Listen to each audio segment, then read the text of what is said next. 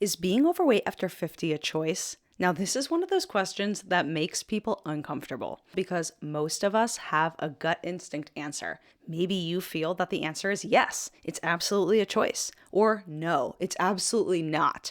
And actually, both of those instinctual answers are wrong. Now, I'm a physician. I have sat across from hundreds of patients who are overweight, frustrated, and exhausted from trying. And some of my patients are really, really overweight. Now, I have several patients who are well over 400 pounds, and I have even met a patient who has a BMI of, wait for it, 99. Yeah, true story. I saw her in the hospital. So I want to give you my honest and complete answer to this question. And it's not just the simple one. We're going to talk about the real one because the explanation matters really more than the answer to this question itself. So by the end of this video, you're going to find out whether being overweight in or after your 50s is your inevitable fate or something you can actually avoid. Now let's start with the way most people think about this. Imagine for a second that being overweight was just a matter of, let's say, turning on or off a switch. To be overweight, you simply had to switch it on. So to remain a healthy weight, you would just keep the switch off. Simple choice, you just pick one. Now, if that were really how it worked, and if you put this option in front of, let's say, dozens of people who are struggling with their weight, most people who are tired, who have tried diet after diet, who feel frustrated and scared about where their health is going, well, how many of them do you really think would turn the switch on? Yeah, none of them, obviously none. Nobody chooses this. Nobody wakes up and decides, hey, I really would like to be overweight, let me do that. So clearly, this switch analogy, as satisfying as it is for people who want a simple explanation, really does not reflect reality at all. Okay, so maybe it's not just a single switch. Maybe it looks more like 1,000 little switches, thousands of small choices made over a lifetime. Whether to eat the salad or the burger, whether to take the stairs or the elevator, whether to exercise or just stay sitting on the couch. Now, maybe it is the cumulative effect of all those small choices that are kind of stacked up over years and decades that eventually lead someone to be overweight. Now, honestly, this is a little bit closer to the truth. Now, for most people before around age 50, this is largely how it goes. The food choices, the lifestyle habits, the daily decisions, these things matter and they add up over time. Now, if you are in or past your 50s and you're struggling with your weight, this explanation really is only part of the story. Because around our midlife, for some people it could be before age 50 and for others after, something happens inside your body that goes far beyond the choices you make every day. It's something biological, and it's something that makes being overweight not just likely, but almost inevitable if you're not using the right approach to fight back against it.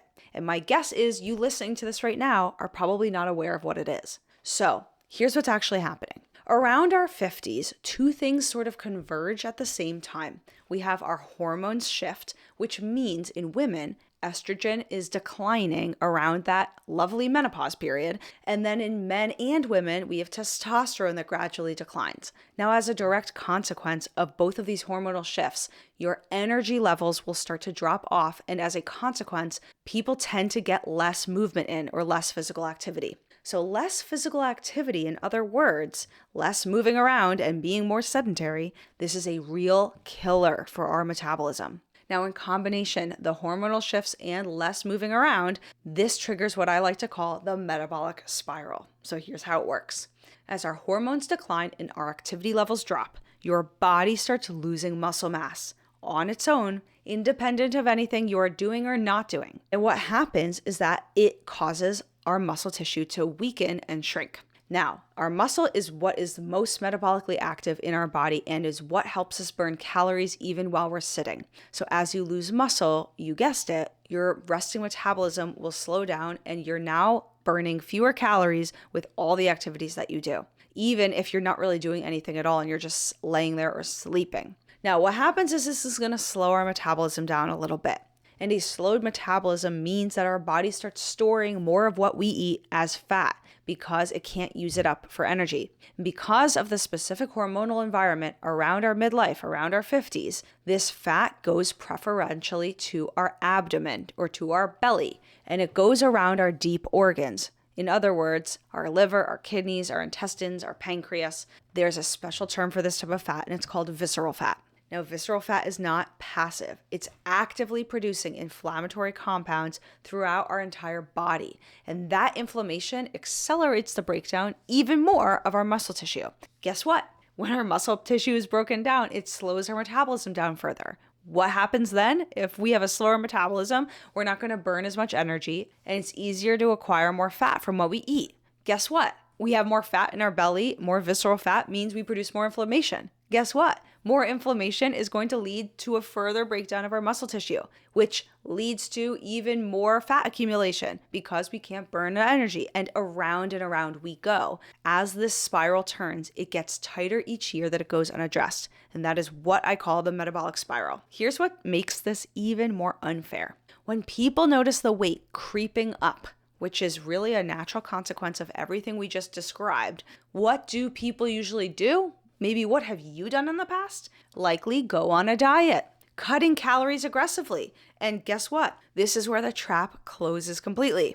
When you cut your calories too hard, your body cannot tell the difference between dieting for health purposes and starving. So it kicks on a whole cascade that I like to call going into survival mode. Scientists call this metabolic adaptation. And when you're dieting, this is where your metabolism slows down even further to try to protect itself. And guess what? It starts breaking down muscle tissue for your energy. While you may lose some fat in this process, you will also likely lose other types of tissue, primarily muscle. This is obviously terrible for our metabolism because muscle is crucial for maintaining it. Now, I do have to say, any weight loss approach you try will start to tackle some of this. So you will lose weight and it won't all be fat, but that will be mitigated by addressing how to protect your muscle tissue itself. And we're going to get into that in a second. So what happens? Eventually, you stop dieting, and then for most people, they regain the weight faster than before. But this time, it gets regained as fat instead of lean, healthy tissue like muscle if they're not doing things to protect their muscle. And if this happens to you, well, you're now metabolically worse off than when you started. So obviously, this is something we need to avoid. Every round of dieting that follows this pattern will leave you with less muscle tissue and a slowed down metabolism.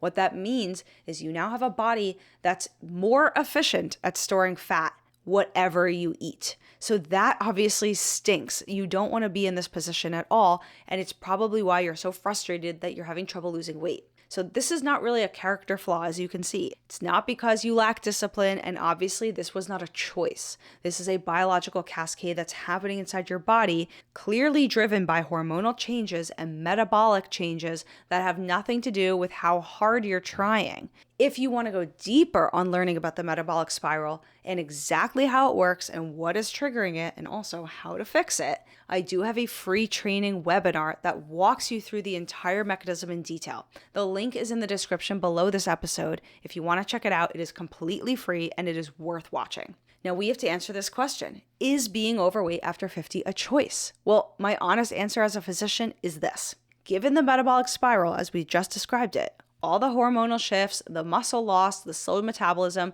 the visceral fat accumulation, the inflammation, and the metabolic adaptation that gets triggered every time you go on a diet to try to fix this, being overweight after 50 is an extremely likely outcome if you are not using a system specifically designed to address the mechanisms. Now, the biology is working against you in ways it really never did before. The strategies that worked at 30 just don't work the same way at 55. And the conventional advice of, hey, eat less, just move more, go on a diet, lose the weight. This can actually make things worse by tightening the metabolic spiral instead of reversing it. So no, in this sense, being overweight after 50 is definitely not a choice. But here's the other side of that answer. And I'm going to give it to you straight here because you deserve to know the truth. This is the part I really want you to hear. You actually have a huge choice in being overweight or not. It's just not the choice most people think. The choice is not choosing to be overweight or choosing to be thin. It's not that simplistic. The real choice is whether you use the right tools or the wrong ones to try to fix this. Now, if you let the metabolic spiral run on, and if you keep trying approaches that were really not built for the body you have now in your midlife and for doing the things that are going to protect your body from the metabolic spiral, then yes, the outcome of progressive weight gain is very likely for you.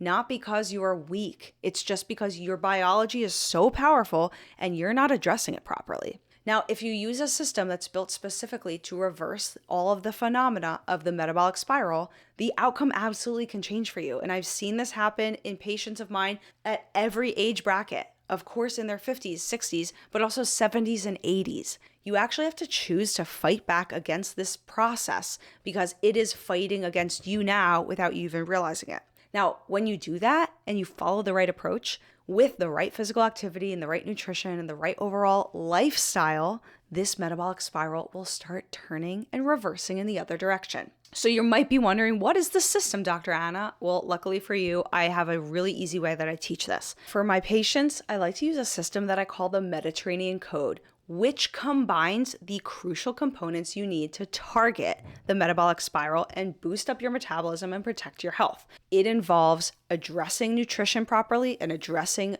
exercise properly. Now, I have a much more in-depth explanation on this in my free webinar, which is linked below this video. I cannot encourage you enough to check it out and learn what you need to do to start reversing this for yourself and to choose not to have increased weight as you get older. So let's bring it back for a second to this original question. Is being overweight after 50 a choice? My honest answer is that while the biology is real and the spiral is real, and for reasons completely outside of your control, your body is working against you in ways it never did before, and it's not fair and it's not your fault. But you're not without options and you're not without control. The choice you have is really the choice to use the right system. One built specifically for what's happening in your body around 50 and beyond, instead of just continuing to use the tools that really weren't designed for this job. Maybe you've blamed yourself for trying and failing so many times to lose weight and keep it off. And if you've started to wonder if you're just the kind of person that cannot do it and you're going to be overweight your whole life, listen carefully. No, you're not failing, but you've probably been given the wrong map for the territory you're actually in now that you're in your midlife years. And that is not the same thing as true failure. The right map absolutely exists, and it works differently from everything you've tried before. If you want to do this step by step with a complete system designed specifically for your body after 50, that is exactly what we do together inside the Healthy After 50 Academy. Again, watch my free webinar below and find out at the end how to get started with us. It is a free webinar to watch, and you are not going to want to miss this opportunity. So check it out. It's linked below this video. And when you're ready, jump into my next episode up here where you can learn so much more about how to start targeting fat loss for your midlife years and beyond. You're going to love it, and I'll see you in there.